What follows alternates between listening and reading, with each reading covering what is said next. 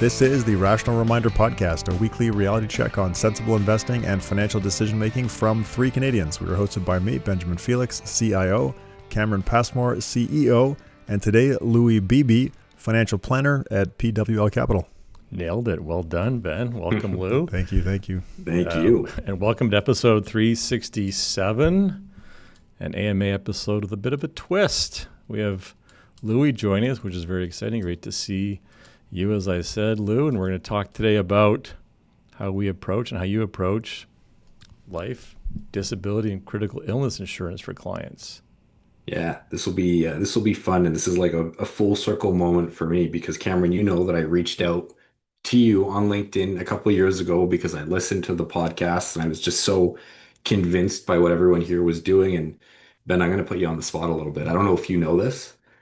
You did an informational interview with me, I want to say 6 years ago. Scared the crap out of me. That's actually why I reached out to Cameron on LinkedIn afterwards. But no, so this podcast is like full circle for me. It's very cool. Wait, what do you mean? How did I scare you? Well, I was like fresh out of university. I had just started at the bank and I wanted some advice. Like I'd already been listening to the podcast just in terms of, do I keep going down the bank route? Is the grass potentially greener here? And you were very straight faced, and that really shook me a little bit. So I remember getting off that call, like my heart was racing, and I was like, wow.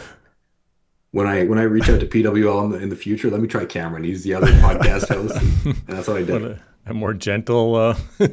Maybe it was your words. Oh man, I'm sorry. I didn't realize. I did not know that. It worked out. No, you didn't. Six years later, I apologize. Yeah, we're glad you reached out, Lou. You're an amazing member of the team. Speaking of the team, Ben. Yeah, so I do want to mention, I don't know if it's interesting for listeners or not, but last week we had our first ever employee summit. We've had like Christmas parties and get-togethers and stuff like that before, but this was our first all-company meetup that combined speakers, like employee speakers from the team, speaker panels where we had like multiple people from different departments on panels, combined that stuff like business information sharing type stuff with social activities. So we called it a summit. It was pretty cool, but I can say after being here for nearly 12 years, it was unlike anything we've ever pulled off. Cameron, you've been here longer. I don't know. I think you'd probably agree. It's unlike anything that's ever been pulled off by this company. The energy was it was incredible. The content was also incredible. Learned a ton. We had leaders from One Digital and Dimensional there as well, who also spoke and gave some great talks. It was something to be a part of. The energy was just nuts. And like you said on LinkedIn recently, Cameron, we've got one investment philosophy, one planning philosophy, one national team united by mission, not just by brand. And witnessing that live in person, being part of that live in person, seeing that in action was like, it was energizing like nothing I've experienced professionally before. So it was pretty cool. It's interesting after having joined One Digital 6 months ago to see in a room the energy, and I look forward to your feedback here, Louai, but to see that many people, and I'm sure I've spoken to well over 100 advisors so far this year at other firms. And even though I can't prove this, I have yet to meet a single team, single purpose, mission driven, one team, one set of clients that's larger than ours. Suspect they're out there. I just don't know about them. But it's amazing to see the kind of energy when you bring, we had 90 people in that room last week, and it was unreal. Louai, what did you think? I was blown away. It was just I've working with Brady in the office, I've just become such an in-person guy where seeing everybody in one room that I could go talk to anybody was awesome. But for me, as somebody who works, in the business and not necessarily on it, and I hope, it's okay for me to say stuff like this, but I hadn't met any of the folks from One Digital because it was very like status quo. And I got a chance on the Friday to have breakfast with Andrew for a little bit, who heads up the wealth division for One Digital. And it was just so refreshing to hear him say, like we'll acquire practices and partner with them, and then they'll come to us and say, like, what do we do now? And Andrew's response was, you tell us, right? Like, we acquired you, we partnered with you for a reason. You tell us how to lead this ship. And I kind of needed to hear it from them a little bit that they wanted us to do not a single thing differently. And so that really hit home. And that was like the theme of my few days there. Awesome. Yep. Pretty cool. I think it was great to get, because you and I, Cameron, we spent a lot of time with the folks at One Digital. And I think we saw this when we talked about this on the podcast for the first time too, is that we felt so comfortable with the decision and what we were doing because we had gotten to know those folks so well, and we had a lot of conviction in them as a partner. But other people had not met them and don't know them and didn't have the same conviction that we do. And that was true for our podcast audience. It was also true, I think, for our team. And so getting the team in front of those folks, I think was really valuable. And I think people came away with the same impression that we had initially, that they're just a great fit for us. Yeah, and we spent the last 6 months making sure the trust battery is good and full. I don't think we would have had the same outcome necessarily, even if the same things were said, if we had done it right away after the announcement. So having 6 months under our belt and lots of experiences and proof points, I think that was, in hindsight, a pretty wise decision on our part to wait. Yep. So speaking of community and team, Ben, you and I are taking a bit of a show on the road in September. We're going to be having Rational Reminder meetups in Victoria on September 15th, and then on Wednesday, the 17th in Vancouver. Very excited to finally get out. I'm getting lots of messages on LinkedIn because we posted some stuff there about the events. So whether you're a listener, an advisor, you want to meet up, drop us a note by email here or go to info@rationalreminder.ca. You, of course, can find us on LinkedIn. It's easy to get a spot. And then once you reserve, we'll let you know exactly the time and place. We're going back to your home province, Ben. That's right. And back to Vancouver Island, where I grew up. Yeah. So will be an amazing trip, amazing few days. So love to meet lots of people. Anything else before we jump into the main meat of the episode? Well, let's go to the meat. All right. AMA number 8. Crazy, right? Crazy.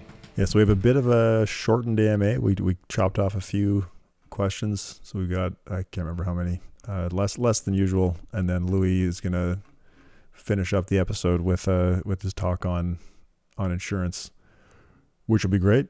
But for now, let's jump into the AMA questions. I can read the first one. It is a very long question because they kind of gave us a mini case study. This is from Steve. Steve says, I retired at the end of June 2023 with a USD RRSP of $904,744.78.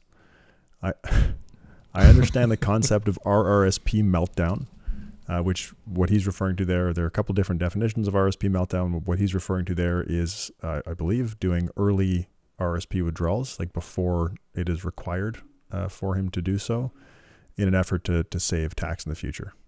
Okay, back to the question. Since retiring, I have withdrawn $218,207.63 from the RSP to pay for home renos, a new vehicle, 2025 Subaru Forester. Not that it matters, but it does. I've got one of those too. It's great. I was going to say, Subi bonding going on here. Yeah. Vacation travel to help out my only child with a down payment on her condo. Insert rent versus buy arguments here. That's from the question. Now here we are at the end of November, and the RSP, well, the question was from November. Sorry, it took us 9 months to answer you, Steve. The RSP has a value of $1,145,249.64. Granted, by the time you were reading this, the market value may have undergone a steep correction. It did, but then it came back. It's probably up above where it was previously, or may have increased substantially yet again, or remained relatively stable. I'm aiming to have enough of that in cash or cash equivalents to weather a 2 to 3 year downturn. My wife is collecting both CPP and OAS, which given income splitting this year is going to be clawed back. Most big ticket items have been taken care of. It shouldn't require a lot of money withdrawn for lifestyle expenses. I don't plan on taking CPP or OAS until I'm 70. I'm currently 66 and she's 70. We're in Alberta. My spouse and I have almost all of our TFSA room available. Interesting detail there for this discussion. There was no such thing as a TFSA when I started, and there seemed to be no point making further RRSP contributions for the last 10 or so years. I'll be withdrawing some money for travel, toys, etc. Okay, so that's the context. Feeling free to ignore all of the above, which we did not. We read it all. The generic question is, what decumulation strategy should be used for an RRSP that is growing in value at a rate faster than the money is being withdrawn? Okay. So I'll share my thoughts, and then Louis, I think you have some comments too. Mm-hmm. So what we've run this for many different clients. I'm trying to convince Melissa, who I'll talk about in a minute, to do a white paper with me on this topic, so we can look at a whole bunch of cases and consolidate them in one place. Great idea. I think it'd be a cool paper. But we found that optimal RRSP withdrawal strategies are very case by case, depending on the details of the situation, which I think is why I make a cool paper, because we could do a whole array of cases. But anyway, the big question is really whether it makes sense to make early RRSP withdrawals, even if they're not needed for consumption. Like, that's Steve's question. I don't need to spend any more, but should I take more money out?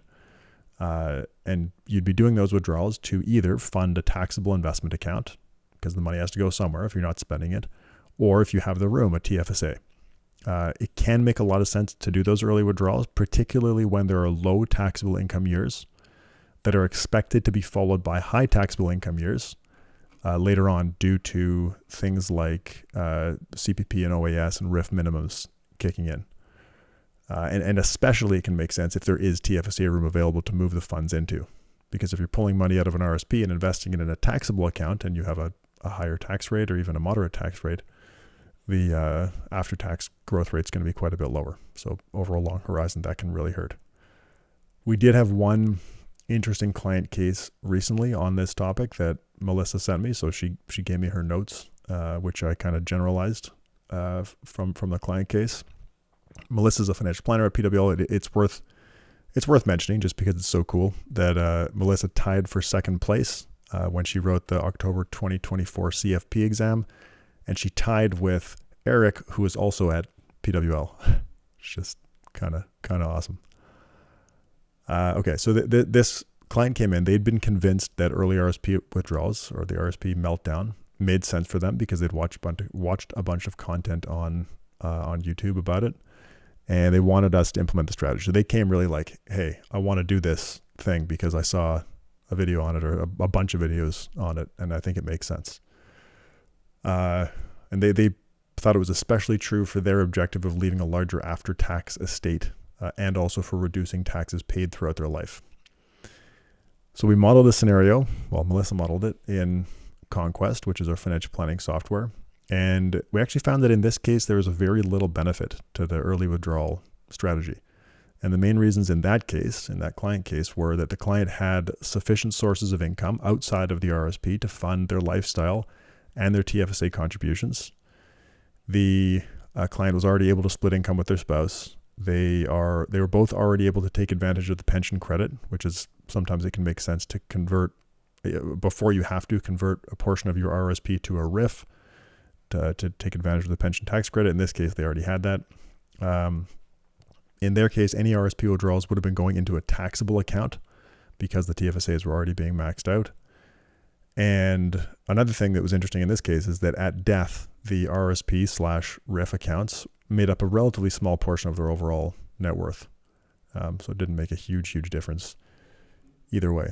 The modeling, though, did show a small benefit in after-tax estate value with some modest RSP withdrawals every year up to age 70. So it's not like super aggressively trying to melt down the entire RSP really quickly. It was just little modest withdrawals up until age 70 when other sources of income started to kick in. But when we looked at the numbers, not in absolute value terms, but in present value, the difference between the strategies was like, it was negligible.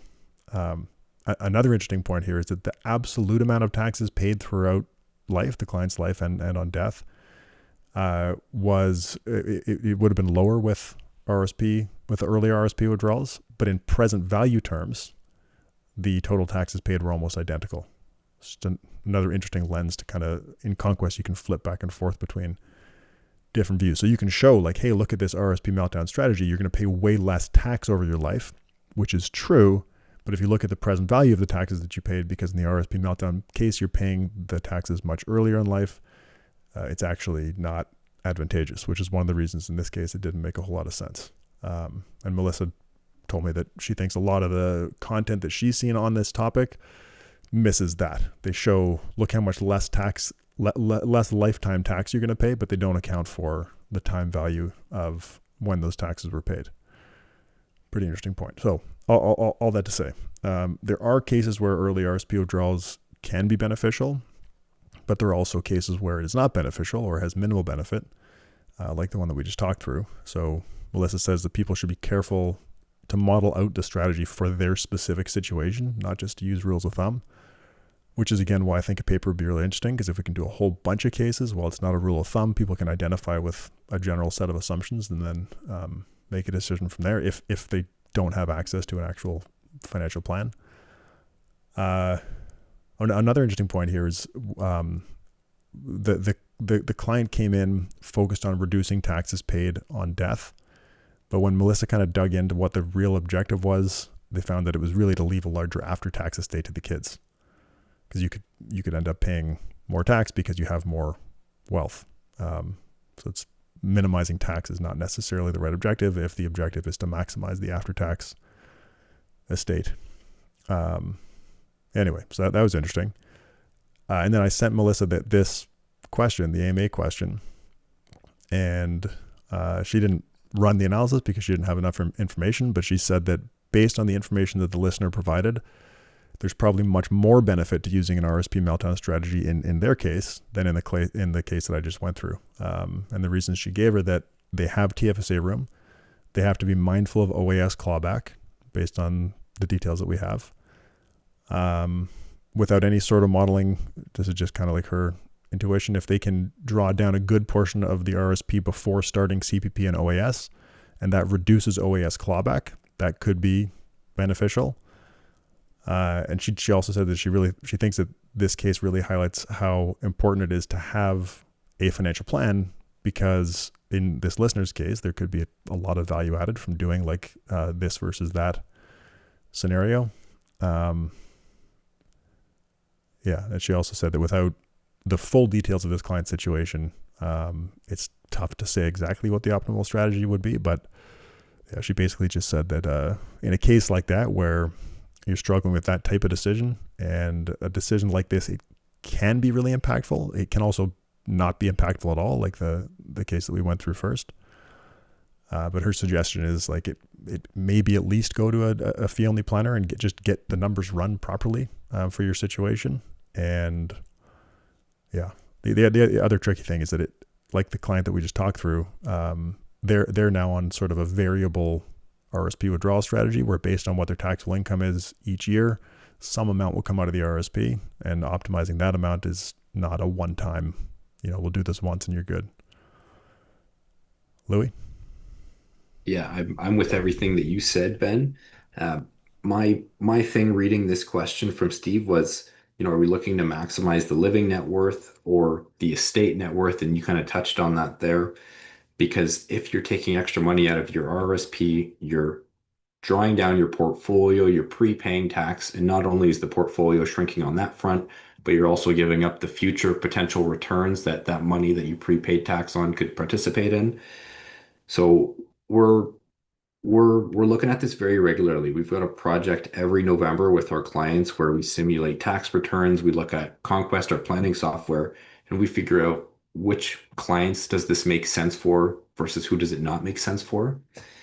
And I think asset allocation is kind of interesting as well, because we do RSP meltdown strategies for clients who are maximizing their TFSAs and now they're saving in a non-registered environment. And from the work that we've done, that seems to be making sense for them long term. But it's kind of interesting with interest rates having been on the higher end and still slightly a little bit higher than maybe where it was like 5 years ago.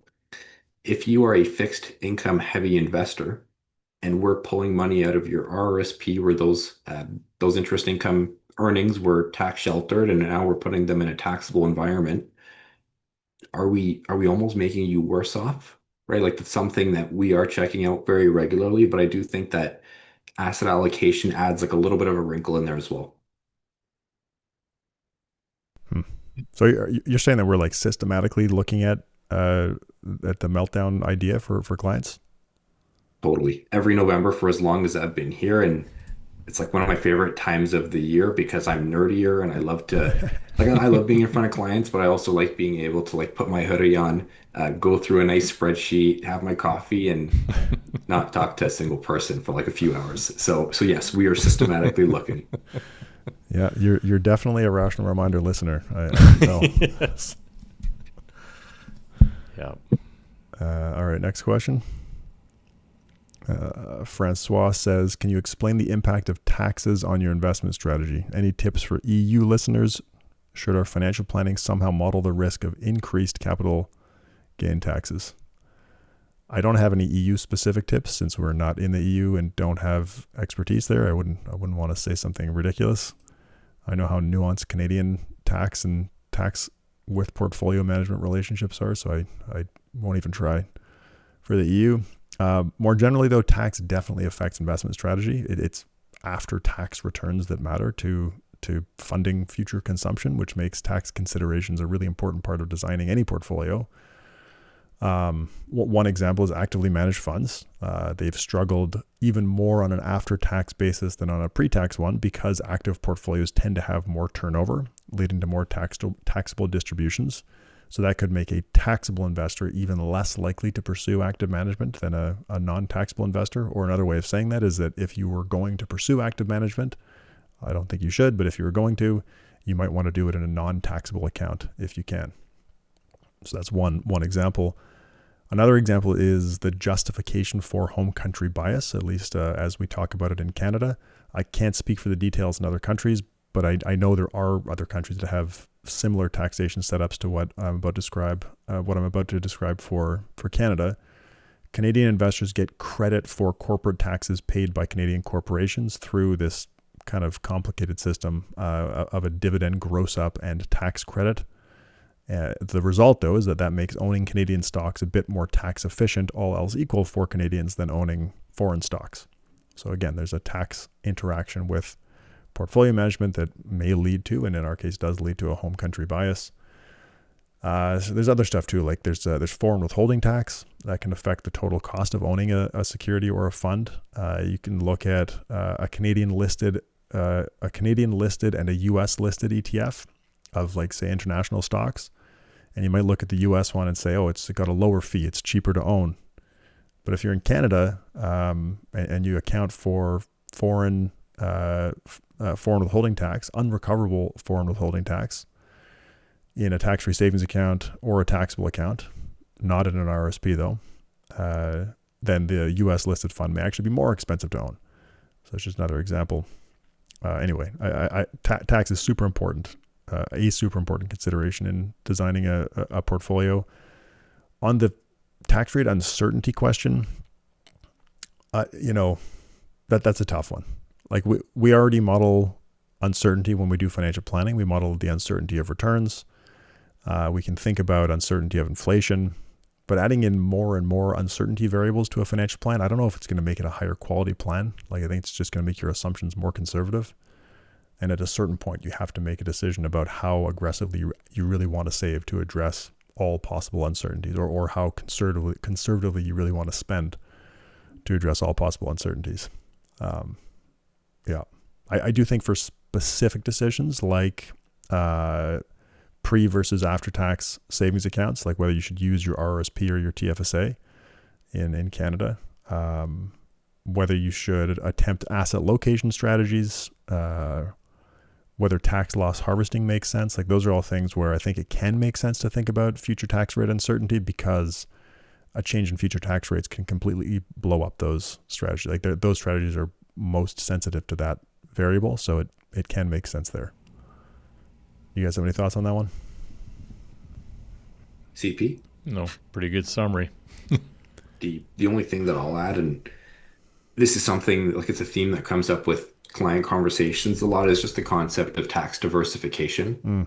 So just as an example, we've got a lot of clients who come to us where they are paying themselves only dividends, so they're not building RRSP room or paying in the CPP, and they're saving pretty much exclusively in their corporations. And then I think it was like last June, when the tax legislation changed and capital gains inclusion rates went up, that was kind of a scary and stressful time for a lot of clients. And there's no way to predict future tax legislation and how things are going to shake out on that front. But just the concept of tax diversification, no different than the portfolio front. Save in different buckets with different tax treatments. Try to diversify yourself away from having one of those panic moments that a lot of investors and incorporated professionals had a couple years ago. So that's one thing that that was a lesson for us where we've just kind of honed in on that and made sure that we're talking about that all the time. Yeah, that inclusion rate thing was such a debacle. We spent so much time on that, and then poof, it became nothing. It's like, man, come on, guys. The entire tax advisory community, imagine the thousands of hours of wasted time. Yep, crazy stuff. Mm-hmm. I'm glad we were very conservative on that. We ran the numbers, and it basically showed that unless a client was going to sell an asset soon anyway, it didn't make sense to realize gains. I'm sure there are people out there that were more aggressive with that type of planning. Like, you should realize a lot of gains now, and then the inclusion rate didn't go through, and it's like, whew, glad we didn't do that. Okay, next question. Do you want to read this one, Louis? Sure. So this is from Angela, and she says, in your episode about RESPs, it was brought up that a full-time student could use some of the funds to invest in a TFSA tax-free savings account. Can you expand on this a little? I was of the understanding that withdrawals could only be made to support post-secondary school expenses. Thank you. It was very polite. So this is an interesting one. So amounts contributed to the RESP, those can fund a TFSA, no problem. Those are contributions. They belong to the subscriber to the RESP account. There's no restrictions on their use. EAPs, educational assistance payments, those are the ones that are consisting of grants and growth inside the account. They have to be reasonable. Now, it gets a little complex, I think. CRA does have a position on what is reasonable. They published guidance, I think, in 2024. Maybe it existed before, but I know they published some guidance on this in 2024 that had a whole list of reasonable expenses. There is also a dollar threshold for reasonableness. So that's $28,881 in 2025. Below that amount, promoters, so that's like National Bank, or I guess sort of PWL / National Bank if we hold the RESP account. Promoters are not expected to assess the reasonableness of each expense item as long as the total amount of the EAP withdrawal in a year is below $28,881.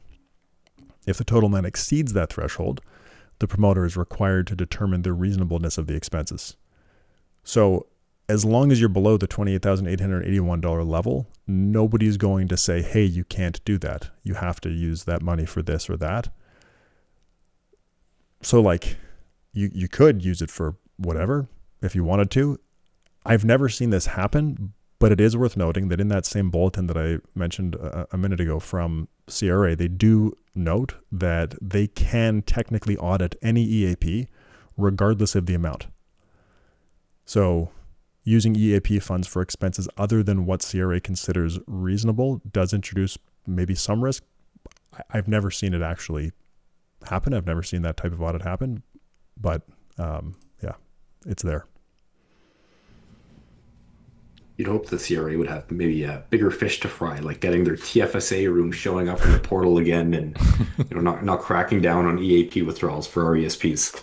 Yeah, I did ask a bunch of financial planners I know about that, and they basically said I've never seen it be an issue, and they also made the point that money's fungible, so it's like you could cover an expense with dollars that are called EAP funds and invest other money into the student's TFSA account without having an issue. So yeah. So it's two different types of withdrawals. One type, no issue. One type, I don't know if I'd call it a gray area because CRA is pretty clear about it. But in terms of actual enforcement, maybe a gray area. You want to read this one, Cameron? From Anonymous, do you think Canadian regulators will ever accept a fiduciary standard for all professionals that provide financial advice? I think that seems pretty unlikely. Our regulatory system here in Canada is heavily influenced by large, powerful financial institutions, a small handful of them. Certain registration categories, like portfolio managers, are held to that higher standard. But yeah, I don't know. Would it be good if we had that for everybody? I have seen that there's one paper that looks at, I think it's the annuity market in the U.S. that shows that adding a fiduciary standard led to lower cost product recommendations. Great for consumers, not so great for financial firms. And it's that not so great for financial firms that makes me skeptical that we'll see that type of sweeping reform in Canada. I agree. Well put. Okay, the next one from Andrew K. After more than 300 episodes, you've explored incredible topics and informed countless listeners. What are the top 3 ideas or concepts that have not only changed your view of finance, but also influenced other areas of your life? And you and I, Ben, chatted about this earlier, and this is a tough question. Do you want to go first? Sure, I'll go first. I think I wrote 4 things. So did I. Yeah. So I guess it wasn't that tough. Yeah, I don't know if I like this question because I've been asked a few times, and I think my answer changes every time. There's just so much content. I don't know. Anyway, I'll say what I wrote down this time. I think my conviction in or against any investment strategy has gotten weaker, not stronger over time. After all the people we've talked to and all the research we've done, for every strong conviction that exists, there is an equal and opposite strong conviction from someone equally intelligent and qualified. Which just makes it hard to everyone agrees that this makes sense. That doesn't exist in finance.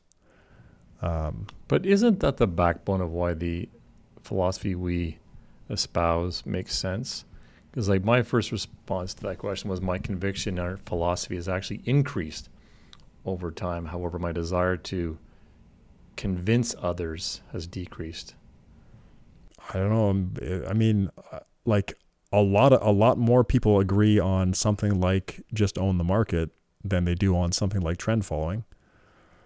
But there's still very, very strong convictions that you should not be indexing. You know what I mean? Sure, the people that we've spoken to, but if you look at the marketplace, particularly in Canada, has not embraced that. No, I mean, if you look at the dollars invested in funds, absolutely not. Not even close. Yeah. So, I mean, I think we get the question about trend following so much. Trend following's come up in AMAs more than I think any other question. It's you think trend following makes sense? Great. Good for you. Awesome. Enjoy. Go do it. Go do it. That's what I mean, but you're not trying to convince people.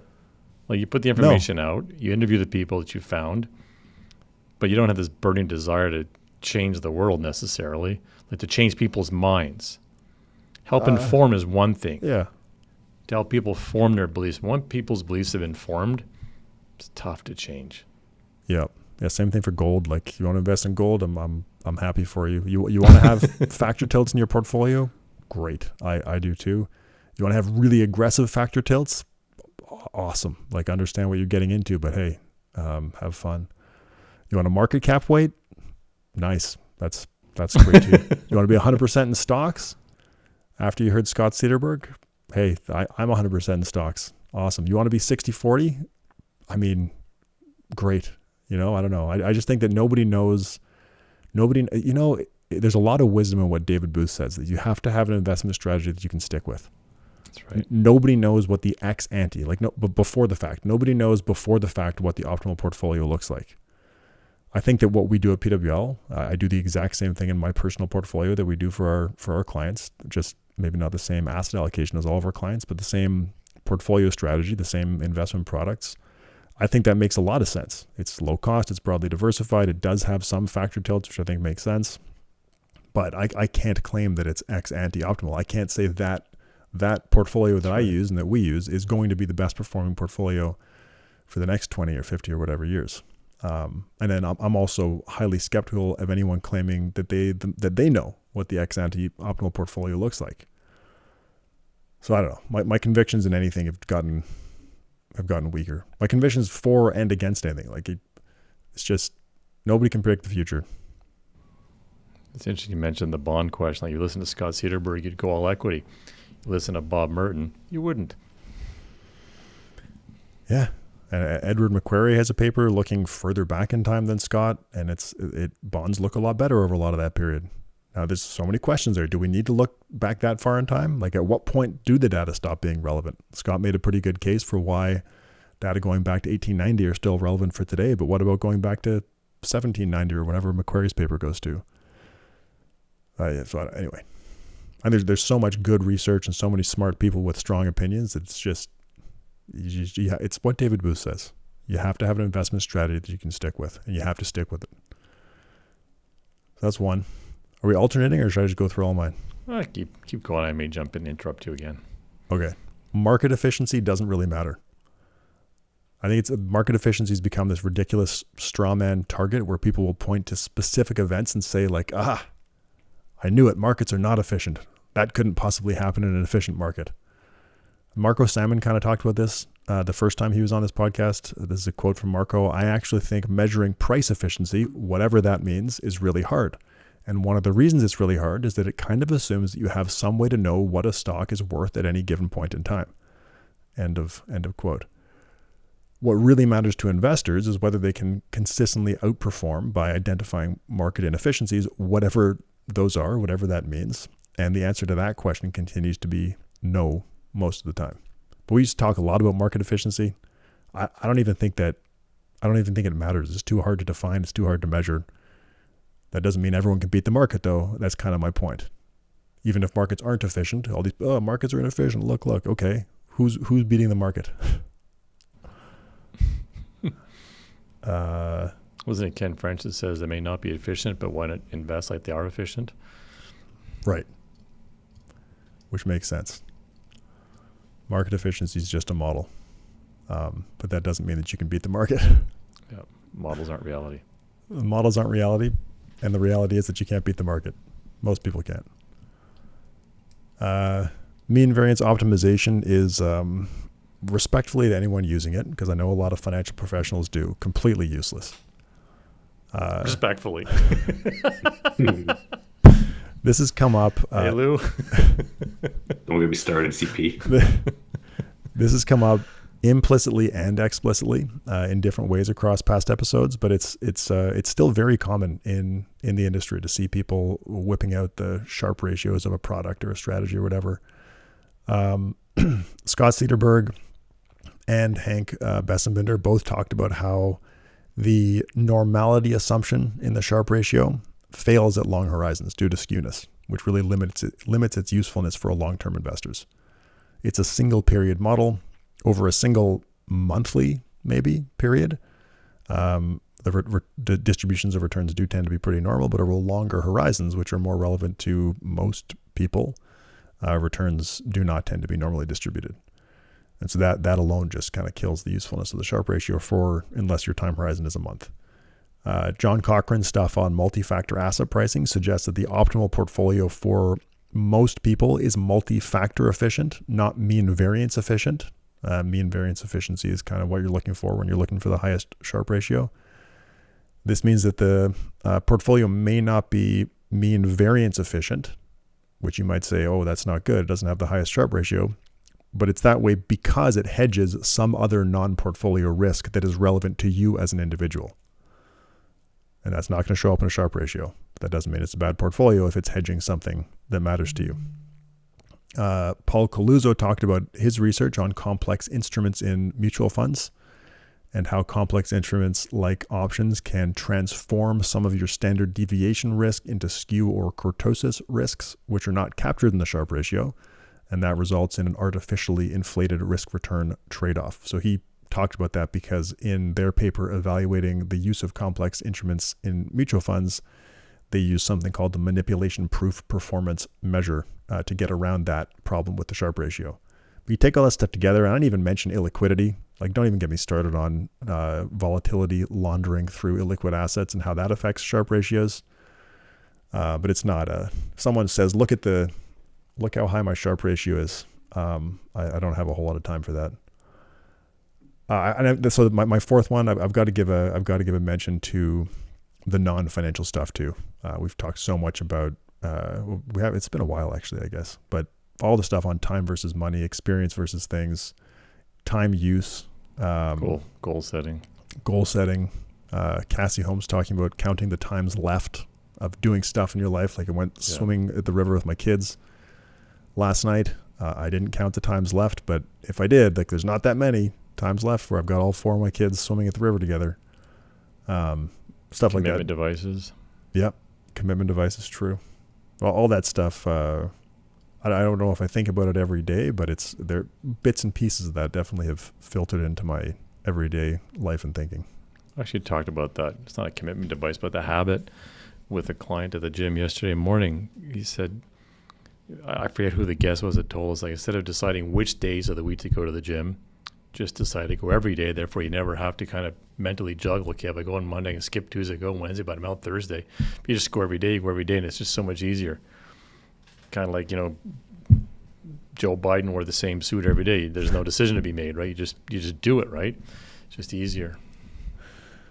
All right, so mine, I gave my first one. Number 2, I thought the industry would change in Canada towards indexing much quicker, much like in the U.S., and that has not been the case. When I first heard the merits of indexing back in 1997, yes, 1997, Lou, it just seems so sensible, even without doing all of the learnings we've done over the past 8 to 10 years or so. It just made sense. But this week alone, I've spoken to 3 people at 3 different brokerages in Canada. And not only is the usage or belief in the power of, markets work type philosophy not there and not being used, but the awareness of it is not there, which is just staggering to me. It's one thing to be aware and choose not to, but to largely, this is what I was told, sample of 3, but the awareness is not there. So there's so much data, so much research that you've done, Ben, that so many people just clearly just aren't aware of. Another thing I thought is worth mentioning is I have a much greater appreciation just for questioning assumptions. Like, our industry is so loaded with throwaway terms and rules of thumb, and stuff that's just said enough just becomes true, and that's just not the case, right? And I know this is how you operate, Ben, with your engineering kind of mind and thought process, but kind of question everything, challenge everything, dig into the details, and try to get to the bottom of ideas that are out there. And there's so much academic research, like SSRN is so full of unbelievable information, right? And in a world like in the investment world where you've got this massive amount of information asymmetry, clients perceiving that advisors know so much more, which they don't necessarily do know more. That's just fertile ground for evidence like that to not come to light, and to have status quo in, let alone the economic drivers, to not change how people are advised. Let's see here. I thought the great democratization of information would lead to better planning and better investment outcomes. The information on Google, the internet, just in general, the books, the publications, the podcasts, and then let alone social media, which I think has just made a complete disastrous storm for many people trying to get a handle on their finances and what's important to them. What do they want to save for? Where do they get the information? The focus on consumption, this ad-based, algorithm-based force-feeding of information that so many people are completely addicted to. I just think that's a nightmare environment to try to figure out, A, what's important to you long-term, B, how do you manage it, your finances in the near term, so that you can do systematic things day in, day out to reach the ability to have the kind of life you want down the road. I just think it's a complete shame that all this information is being completely polluted in a social media driven world. Yeah, that's a good one. There's a lot of subpar advice online but that can get accelerated if people pick up on it or discuss something catchy, right? There's not that quality filter. Yep. Right? Totally. Let alone the drive for consumption. You have an ad-based, I think it was Scott Galloway talked about that, saying the kind of the fundamental flaw of the internet and search is that it's ad-based as opposed to pay-to-play based, which right now I guess you could say the AI world is more pay-to-play based as opposed to ad-based. That's my take on it. Yeah, interesting. I think Canada just did a bit of I don't know if it was a crackdown, that they Canadian regulators started voicing concerns about how online influencers may be affecting people. I think they were looking at doing some kind of regulatory intervention. Lou, what's yours? Yeah, I've got three, and the themes are actually pretty similar to what both of you have mentioned. The first one is the one investment philosophy approach. That was like transformative for me coming from the bank where passive index market cap factor tilted, like you name it, that is not what they're doing. So being able to understand why it makes sense for clients, share that message with clients, and then actually realize how much time as a client-facing planner that frees up for me to go do more meaningful things for clients. Like that blew my mind. The first time that I really learned that there's a better way to invest. And just to add to that, I've very much become kind of similar to both of you, where if a client asks about market cap weighted, fantastic.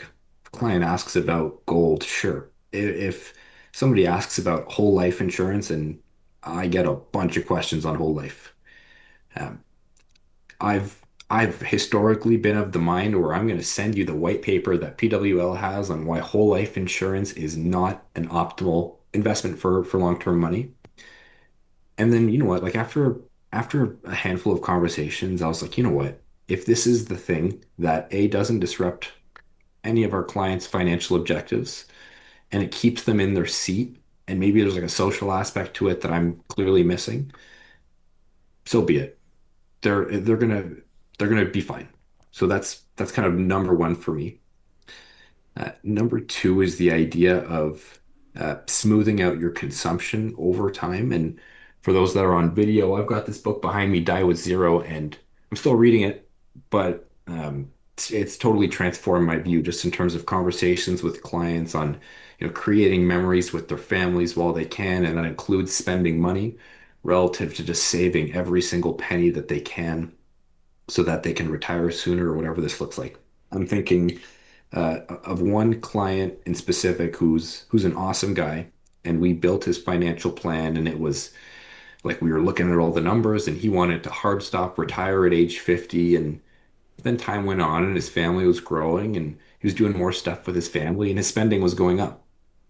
And he was like, Louis, like, do you think we were too aggressive with the planning projections, me being able to shut off my income at age 50? And it was like, you know what, maybe, but what I will tell you is that you are just going to build the most fantastic life, spending more time with your family, even if that means spending more money and maybe working an extra couple years or whatever that looks like. I will tell you right now that you won't regret it.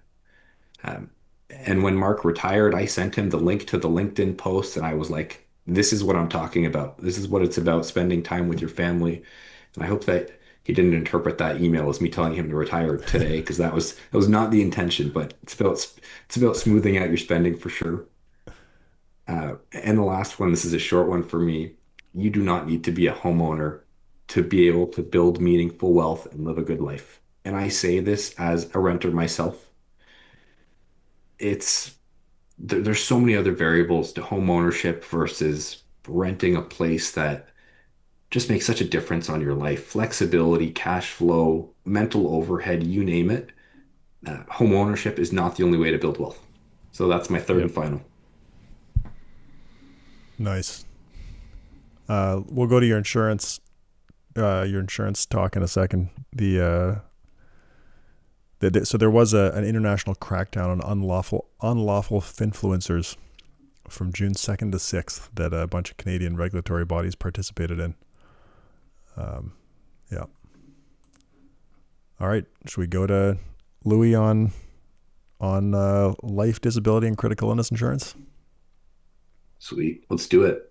So I wanted to come on here, guys, and chat a little bit about how we think about insurance planning for our clients by prefacing first that we do not sell insurance.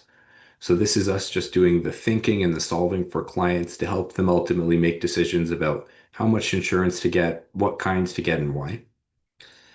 I'm going to cover life insurance, disability, and critical illness, and I'm going to give a few examples of, cases where we've A, worked on them recently, but B, it's kind of changed my perspective a little bit just in terms of how to approach this with clients. And there are a ton of rules of thumb out there where, like this is the right way to do insurance. This is the wrong way. And I also want to kind of add to that by saying that I don't think that there is a necessarily a right or a super wrong way. I think the way we do it is awesome because we do it in the context of our clients' financial plans. And I don't want to gatekeep that. So if there's other people out there like insurance advisors who can take something from this and apply it to their clients, or conversely, somebody thinks they've got a better way that they can show me how to do it, because this is all about improving client experience, right? I would love to hear from them. So that's a dual offer there. And my final remark before I get started is that we firmly believe that financial planning is a process and not a finished product. So this isn't one of those things where you look at insurance, you solve the problem, and then you never look at it ever again. Because ultimately, we build a financial plan for somebody based on a set of assumptions about their lives today. Tomorrow, something changes, and that plan is no longer effective. Same concept applies to insurance. Sure does. So I will start with life insurance. And this is one that really stands out to me, just given this kind of shift and specialization that we've really built, at least with the couple of colleagues that I'm with, in terms of working with incorporated professionals and doctors and dentists and you name it. And they are like the prime target for life insurance pitches. So I've had a number of these conversations.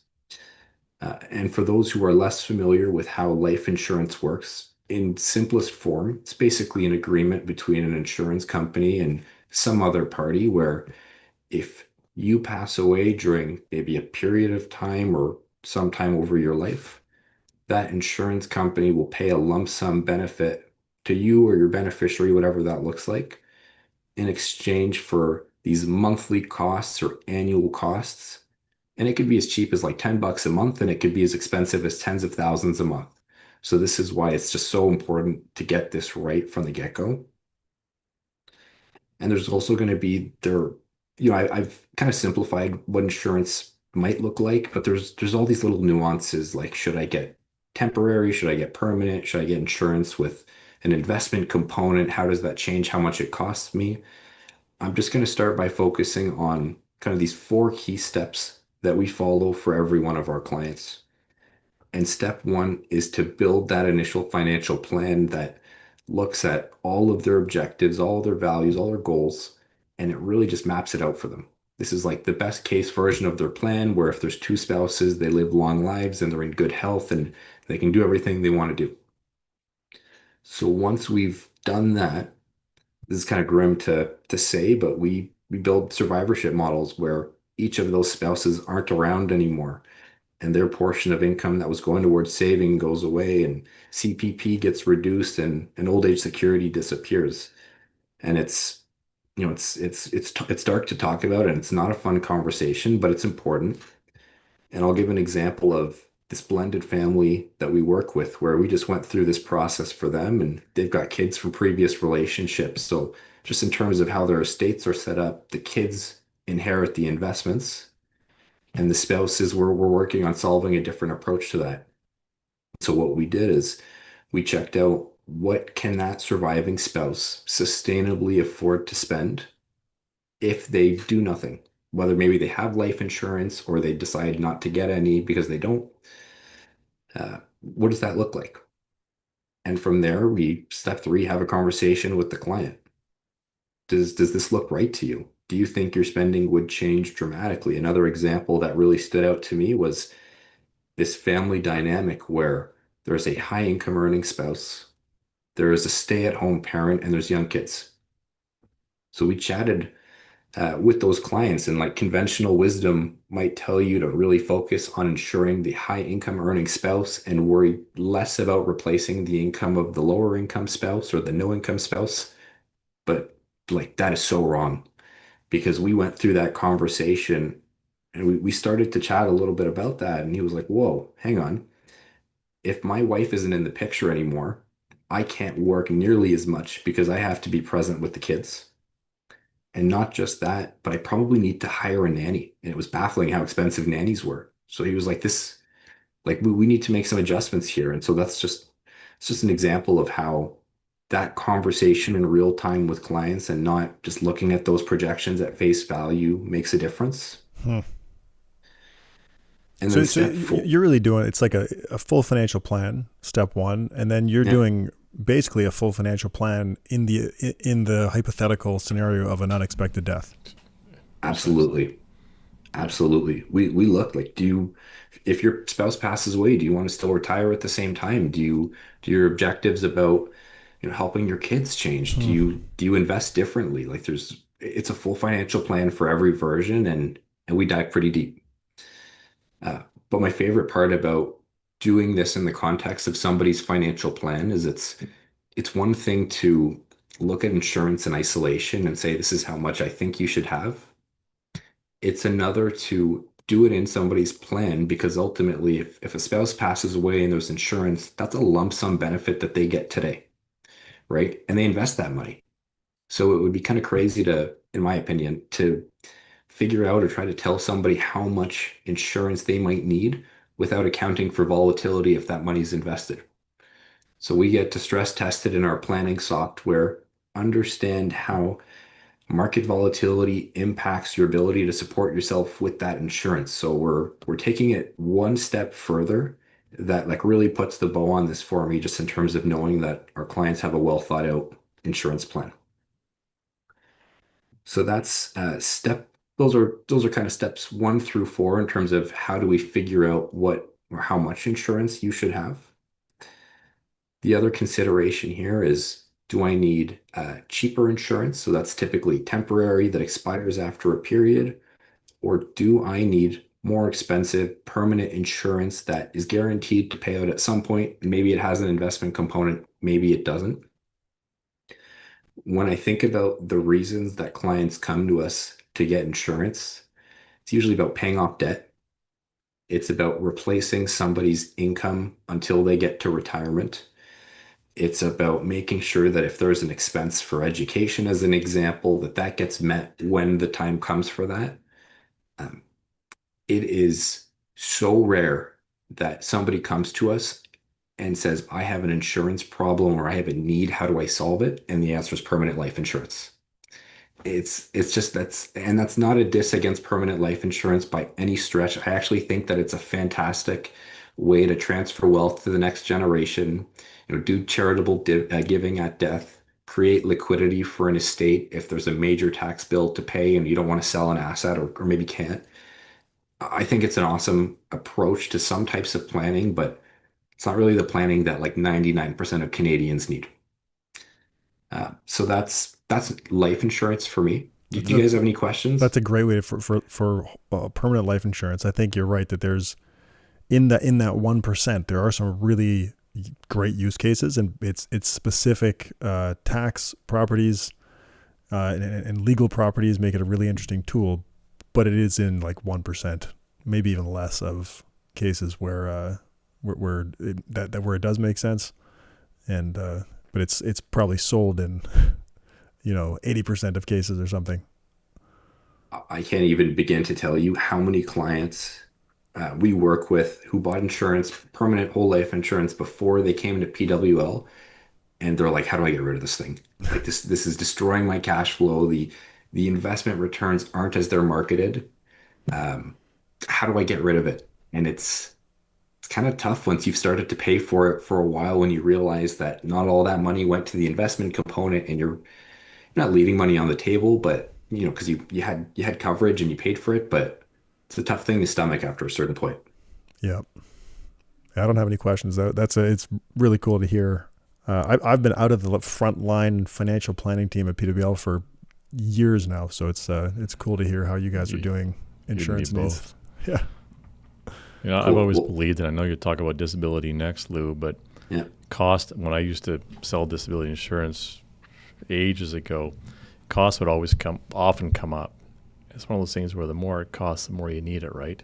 Like you can't afford it, you can't afford not to have it. I mean, definitionally, right? That's especially true with disability insurance. It's so true, and it's such an important coverage that I find so simpler to think about when to get it, how much you need, and why. But it's just one of those hurdles because it costs sometimes where it doesn't always shake out the way that we'd love to see it happen. But just kind of a quick summary on disability insurance. This is different than life where you get a lump sum payout. This is in the scenario where you become disabled. There's a monthly benefit that gets paid to you from the insurance company. If you're lucky, it goes to age 65, depending on the terms and conditions. Most employers now offer it in their benefit packages, which is great. Sometimes you'll see different definitions for what disabled means to a certain insurance company, and that could mean your coverage being turned off pretty abruptly. And with this kind of coverage, I am less focused on what is the amount that you can get from an insurance company because it's pretty standardized in Canada. It's usually most insurance companies will replace two-thirds of your income and not more than that. So what we're really looking at are the terms and conditions of these kinds of policies. And one scenario that we came up with or came across pretty recently was uh, this client who works in high tech, young guy, really successful. He's got disability insurance through work. And he sent us over the policy statements and we looked it through and the coverage looked great at face value. And then when we kind of took a look under the hood a little bit, we found that his insurance would cover his own occupation if he were to become disabled for the first 2 years. And then after that 2 year period lapses, there's like this reassessment where if he can go like serve, coffee at Tim Hortons for minimum wage, that benefit shuts off.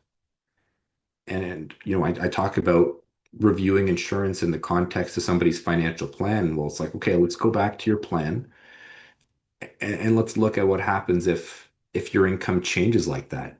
Can you afford to save the same way? Can you afford to maintain your lifestyle? Do you have to change the goalpost for retirement or financial independence? It's shocking how such a minor detail changes the picture completely.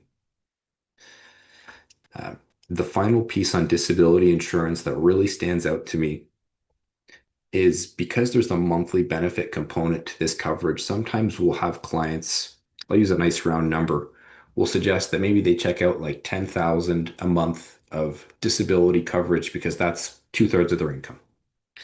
And they'll come to us and they'll say, Louis, like that's a lot higher than what I actually spend today. And if I'm disabled, I'm probably going to spend even less. And I think that's a valid comment. But disability insurance, in my mind, is not just needed to replace the portion of your income that goes towards your spending. It's also there to replace the portion of your income that goes towards what you could have otherwise saved. Just think about that best case scenario where that disability policy pays out until you're age 65 and you've gotten just enough to cover your needs and that's it because it was cheap and convenient. What do you do after 65 when that policy goes away? Maybe CPP starts, but if you haven't been working potentially and paying into it, it doesn't move the needle. I don't want to see it like that's just not a scenario that I can experience with any of the clients that I work with. Is you get to 65, that policy turns off, and you don't have enough in savings because you can't do that over. So that's one of those really important ones for me. How do clients respond in the case of the own occupation, the 2 year own occupation coverage? When you take that to them and say, explain it and say, we think you should take this $100 a month or whatever it is, additional private coverage. Are they receptive to it? Always, always. It's it might be one thing if it was just one person and there was no dependence, right? Hmm. And they were like, if something happens to me, I'll figure it out. And I don't agree with that train of thought, but that might happen. A lot of the clients that we work with, like they've got dependents, they've got kids, they've got spouses that rely on them. And when you kind of paint the picture of here's what your financial plan looks like in the absence of your income, it just I think shines a bit of a different light when they see how vulnerable of a position, not just them, but their family ends up being in. Oh man, I don't know if I picked that up from what you're saying just now. So you'll do the same thing as you do with life insurance, where you'll do a hypothetical plan in the case of disability. Sometimes, not always. I know some of our Okay. colleagues do a little bit of a deeper dive into building another plan. Okay. I have always been of the mind that you just go and get as much disability insurance as Right. you can. And I might catch a little bit of flack from the insurance community, but you just go and you max out that disability coverage, you get those terms right, and you go protect your family. It's that simple for me. Hmm. Yeah, I did that. I bought early on in my time at PWL. I bought additional disability coverage uh, that increases over time. I can't remember what it's called. Um, but PIPO, the what's it called? PIPO, it's the future earnings Yeah, that's right. protection option, I think. That's right. Yeah. So I've been exercising that option ever since, every year. Good man. Last concept on insurance today is critical illness. And this is also a different kind of coverage that pays out a lump sum if you are diagnosed with a critical illness of some kind that is on an insurance company's predetermined list of health conditions. So you think of, cancer, heart attack, stroke, the main ones really. And this isn't a coverage that, from my point of view, has been an absolute need for our clients because the list is pretty restrictive. Hmm. It's not as expensive. Like that's less of the concern from my point of view, but it's also one of those things where the clients that approach us and look to work with us have also amassed a pretty considerable amount of wealth where if they were diagnosed with a critical illness and they needed access to capital, they've got their investments, they've got other assets that they could draw on. And there's lots of ideas about what you could do with critical illness when you go through insurance, training, especially on this front. I've heard stuff like, it's the it's the investment protector. It's the insurance that protects your investments so you don't have to touch them if you get sick. I've heard that you can make sure that your spouse can take a year or two off work if you get diagnosed. I have heard somebody tell me that you should go take your kids to Disney with your critical illness benefit if you're diagnosed with an illness like that. And I don't buy those too much.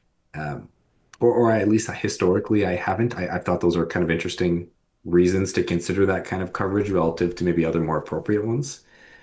But I did want to share a really interesting story uh, that I got to be a part of a couple months back.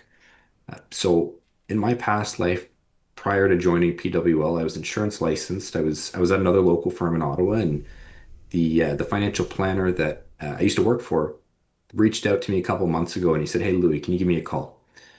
So I did. I gave him a call within 30 seconds because I was terrified of what potentially he wanted to chat about. Um, but what he mentioned was not what I was expecting at all. He said, "You helped this family get, a suite of insurance coverages when they first joined our practice. You helped them get life, you helped them get disability, and then you helped them get critical illness." And it wasn't like hundreds of thousands of critical illness. It was, from my perspective, and I don't remember off the top of my head, it was probably one of those scenarios where if you were buying term life insurance, the insurance company was going to throw you a nice deal to buy really cheap critical illness. And it was kind of like, it's there, might as well, if it's like $8 a month kind of thing. Um, but what really caught me off guard was the planner then said, yeah, that client was diagnosed with cancer. And that policy is in the process of being paid out. And I called to tell you that that benefit just like completely changed their lives during such an emotional and difficult time for them as a family. And it blew my mind a little bit, right? Who cares about taking your kids to Disney? Right? Like any of that, that policy, one that I will admit I have never been very bullish on, actually made like a serious impact on somebody's lives, plural, excuse me. So from my perspective, if that kind of peace of mind resonates with any of the people that are listening here and you want to go buy critical illness as a result, go buy the super cheap stuff. You do not need the big fancy critical illness policy or the big fancy whole life insurance policy with all the bells and whistles to have a lasting impact on your family. So it's kind of my spiel on insurance today. That was awesome. Well done. Thank you. Good summary. I canceled my critical illness policy probably 10 years ago, and then I had testicular cancer. But I actually it's not clear to me if I'd have to look at the specific policy. But in many cases, like really early stage and like the thing that I had basically, it's not necessarily always going to be covered. That's brutal. Like that's based on the tumor size and the stage and stuff like that. So I was kicking myself for a bit like, man, should have kept that policy, but I actually don't know if it would have been covered. I'd have to go and dig it up. That's so intense, right? Like you're like in this new unknown world where you've got testicular cancer and it's like, I've got to figure out the size of the tumor. Like what? What? Like just pay me out, or like, why did I even buy this? It's crazy. Yeah. Well, didn't have to worry about it because I canceled it years ago. I decided it didn't make sense for my situation. So what are the hot topics for the after show today? We didn't have any reviews. We do have a new disclaimer for when we read reviews. I won't spoil it now though, because we don't have any reviews to share. But it's our a little bit of a teaser. Yeah. Our One Digital compliance friends, similar to adding the disclaimer to the end of the show, which listeners have been raving about. Yes, that's a real crowd favorite. Yeah, they gave us a disclaimer for when we read reviews that addresses some SEC regulations. But it's like, honestly, I kind of like it. It's like super transparent about the content of the review and what we know about who made the review. And they were like, kind of like, I hope you guys don't mind doing this. And I was like, you know what? I actually kind of like this disclaimer.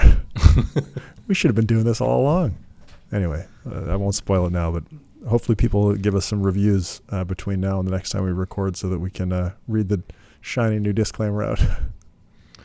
So you're watching any crazy great shows lately, Louis? Well, what am I watching right now? My girlfriend and I are hooked on this reality TV show, and I know I'm going to get a lot of judgment. It's called The Challenge, where a bunch of people, pretty self-explanatory, go do challenges for money. That's been kind of interesting. And then I'm watching The Sopranos for the first time, and that is just fascinating. That is an interesting show. That's a great show. Mm-hmm. I watched that beginning to end many years ago. I'm watching Narcos Mexico right now. Nice. Good show. I've never watched it before. It's good. Yeah, we started watching that. We should go back to that. It's good. It's good. Yep. We're waiting for more Moblands to come out. Is that like The Sopranos at all? Like I've kind of got on this mob theme and I love it. Oh yeah. If you like mob and a lot of wax, it's quite something. Yeah, and the accents, Pierce Brosnan's in it, and Helen Mirren's. She's so evil. We like it a lot. I like it a lot. I love shows like that. Cool. I'm like, that's your thing. I'm 5 episodes from finishing The Sopranos, so I'll check out Mobland next. Mobland's really good. Or Animal Kingdom. I know, Ben, you watch that too. Animal Kingdom, Lou. Oh, so good. If you haven't watched that yet, watch that next. That is so good. Yeah, I think I got through 3 seasons. And you stopped? I did. Whoa. I know. I don't know what it was. I was also watching it with my girlfriend, and we did not finish it. Oh yeah, we couldn't stop when we were watching that show. It was good. First time we watched that show was when Jenna, our youngest, was like just born, and so we'd have she had this little bassinet thing that like rocks the baby, and it plays music. So that'll be going, and then we'd have Animal Kingdom on like a really low volume. So I always associate the sound of that little bassinet with the show. All right. Anything else on your minds today? No, I think that's good. It was great to have Louai on. I thought that was good to have someone that's on the ground in front of clients, both for the AMA, but also to cover off how we're doing insurance. I hope we can do this more often, and I hope the listeners like it. They can let us know. It'd be great to have more advisors on. Like Phil's going to be on in a couple of weeks, which would be great too. Yep, we're like pretty far out of the game, Cameron. Well, I mean, Lou talked earlier on, like working in the business, working versus on the business. Like I am so out of the game. Like thank God people like Lou are here. Yeah, I'm always blown away talking to our team of financial planners and portfolio managers. The stuff that they're working on, the stuff they're learning just through going through client situations. It's it's a level of knowledge and experience that's hard to replicate when you're just kind of reading about stuff. I think I'm going to call out some of the advisors or just the folks on the advice team for not doing this, because this has been an open offer from you guys for forever. I think that, like, from my perspective, we've got tons of folks who reach out through the website and through the podcast, and they show up and they're like, we want Ben. and then they get Sweet Lou and they're not as excited. So I just think being able to be on the podcast and, some people get to hear my thoughts and how we think about planning, like, I think there's value there. Yeah, we got to get more people on. I mean, it's like Jordan still hears from new clients that he's meeting about his appearance on the podcast. Phil, same thing. Phil, I think, ultimately reached out to us because he heard Jordan on the podcast. The first time he heard Jordan on the podcast, it was like that's what kicked him to reach out to us. So anyway, yeah, totally agree. Getting more of our team on is good in my opinion. People should be calling us to want to work with you, Sweet Lou. That's without a doubt. So. Thank you. That's high praise. Thank you, CP. All right, guys, you're good for this week? Yep. Thanks, everyone, for listening.